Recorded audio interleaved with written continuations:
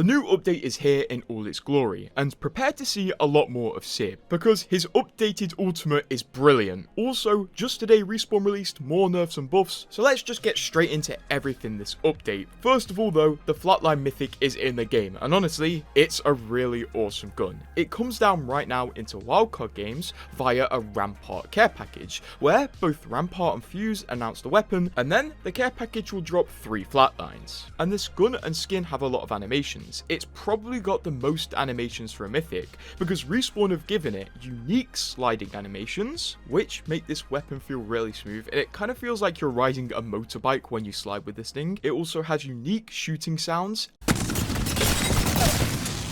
and the gun on a whole heats up when you shoot, so it has a slight reactive effect. As well as this, it has an exclusive inspect that can only be activated when you're sprinting, where you basically rev the gun to make it seem once again like you're on a motorbike. And also the weapon has several inspect animations, and apparently I am only just scratching the surface because there's a lot of them.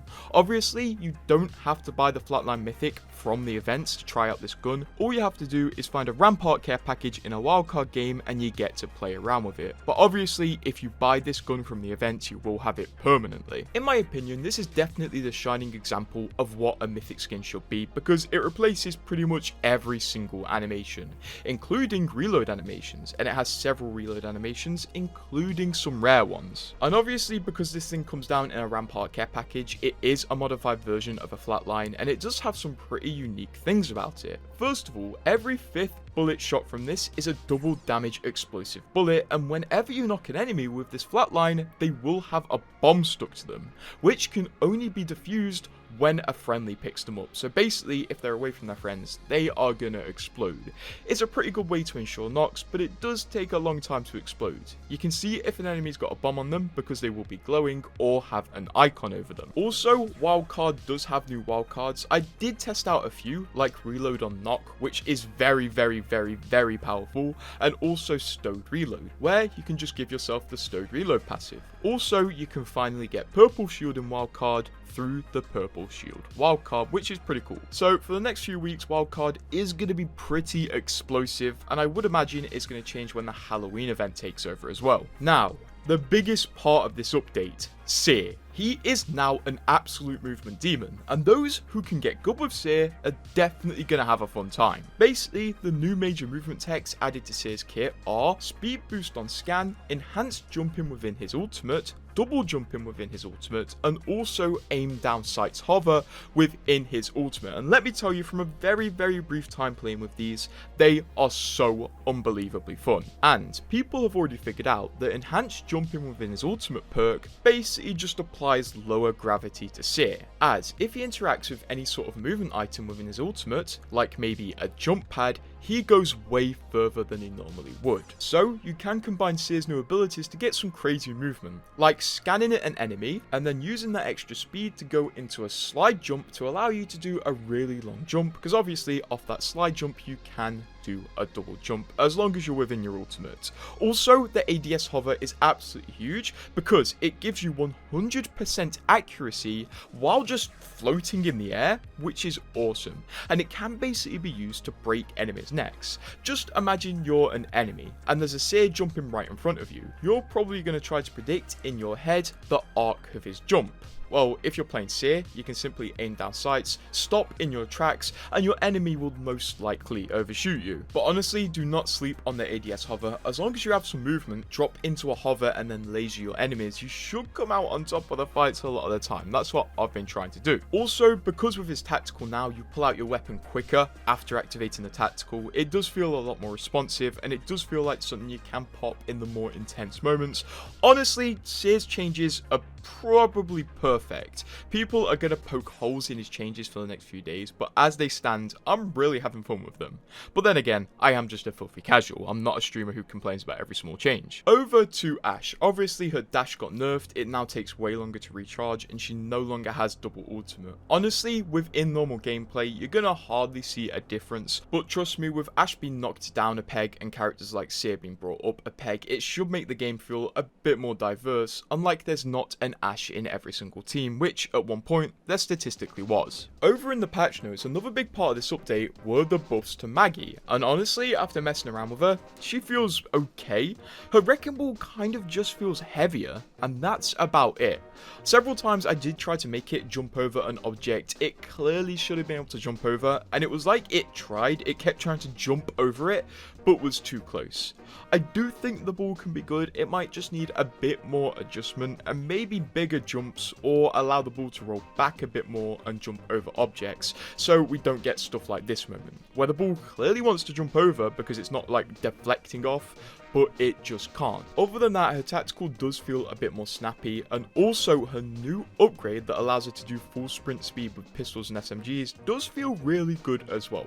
And it does make her a bit more of a tank, but honestly, I feel like she still needs some work. Also, if you're giving Maggie a go, her wrecking ball pads actually stop working for a few seconds after you walk over them until they reactivate, which is new, and they have like a whole new visual for deactivating.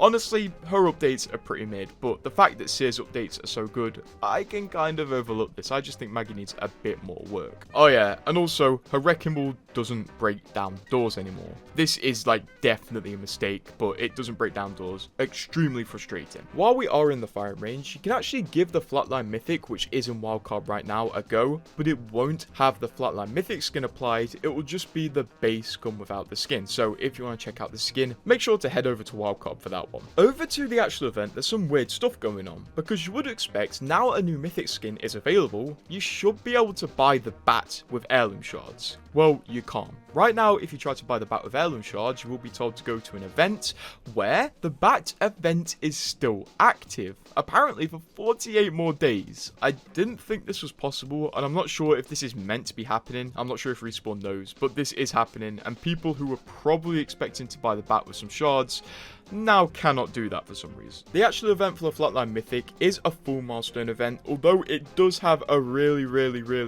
cool epic Newcastle skin that we hadn't seen. It has like a thermal camera effect, which I just think is brilliant. The actual milestone rewards in this event aren't too crazy, but if you are going to buy coins to buy out this event, make sure to use code GRRT on the Apex web store or the EA app, because it does support me.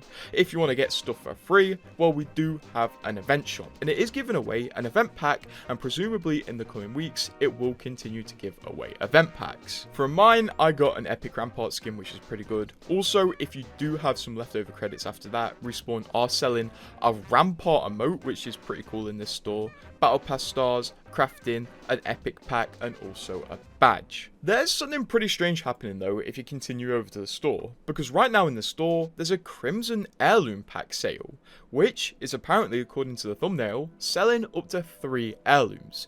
And this is pretty weird. Basically, Respawn have kind of made their own little collection event here with existing skins from various events, and I do believe it has the same chances as a milestone event. So when you buy these Crimson heirloom packs, they've got a below 1% chance of giving you an heirloom pack. Now the heirloom pack won't drop you heirloom shards, but it will drop you a random heirloom. So don't be confused that this gives you shards. It does not. It will just give you an heirloom you don't own. So it's a bit of a gamble, albeit maybe a cheaper way than normal to get the heirlooms, because from what I'm seeing here, you only need 20 items to get the guaranteed random heirloom, which is probably cheaper than normal events, but I'm not going to start buying this to figure out how it works, because I don't really want to. Below this store, you have it on your Instagram, you have it on your TikTok, the For You page, this time for Apex items. I think it goes off your recently played Legends or your most played Legends, because recently I've been playing a lot of Caustic and Mirage, and I have Caustic and Mirage skins in my For You store.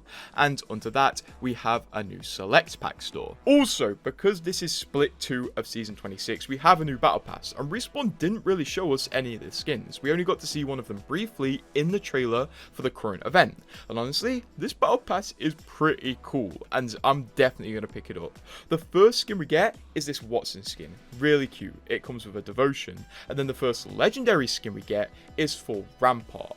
Really nice, simple legendary skin. And if you get the upgraded version of the Battle Pass, you get this Rampart skin as well, which is so cool. I love the see-through tech effect, and if I play Rampart more, I might consider getting the higher Battle Pass, but I just don't play her enough. Honestly, I love this design. On the next Battle Pass screen, we get a similar styled ballistic skin, and then our second legend skin for this Battle Pass is for Bloodhound. This might be one of the best Bloodhound skins. It looks fantastic, and once again, this is the 950 Apex coin version of the Battle Pass. This is well worth it, in my opinion. I'm going to pick it up. And if you buy the upgraded version of the Battle Pass, you get this variant of the same Bloodhound skin with similar effects to the Rampart skin. If you look at the hands, you can see that this Bloodhound skin kind of has like bones within their skin, which might be a really cool first person effect. I'm definitely going to have to look up how this works. And we get a second reactive L-Star because this is the Split 2 Battle Pass. Once again, this one looks way better than Split 1, and this is one of the best Battle Passes in years in my opinion. And once again, if you are going to buy this, please use my code at the Apex web store or EA app. Let's move on to these patch notes though, because for the first time in a very long time, on the day of the update, Respawn added even more changes to the existing patch notes, so you haven't heard these before. The changes they added were for the 30-30, Charge Rifle, and RE45. For the 30-30, Respawn reduced the base headshot multiplier and reduced Skull Piercer headshot multiplier, nerfing the headshot damage, especially hopped up on the 30-30.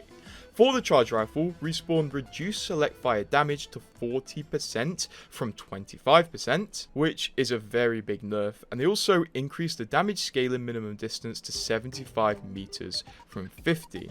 They also increased the locked hop-up unlock points to 450 for the Charge Rifle. On the RE45, Respawn improved the horizontal and vertical recoil, so I think that is a buff, and they also increased the purple magazine size by 3, which basically undoes the nerf they did for it a few weeks ago on the purple mag. So if you do find a purple energy mag, it might be worth playing with the RE45 again. I'm glad Respawn did this and brought the RE45 a bit more into play, especially away from the heavy nerfs. And that is the immediate news for this update, so make sure to subscribe to keep updated, because I'm sure people are going to keep finding cool little things, and definitely give Seer a chance.